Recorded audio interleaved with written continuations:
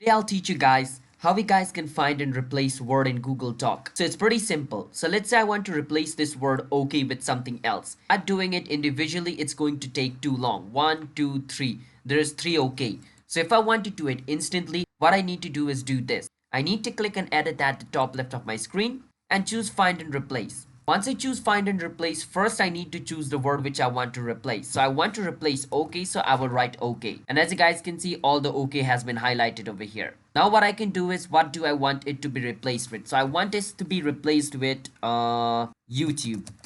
So if I write YouTube over here and click on replace all, as you guys can see, all the OK has been replaced by YouTube. So that is basically how we guys can replace Word on Google Doc. It's that simple. So if you guys found our video helpful, hit the subscribe to our channel one step for future Google Doc related videos like this. If you have any question, feel free to ask us in the comment and I'll see you guys in my next video. Until then, bye bye and have a nice day.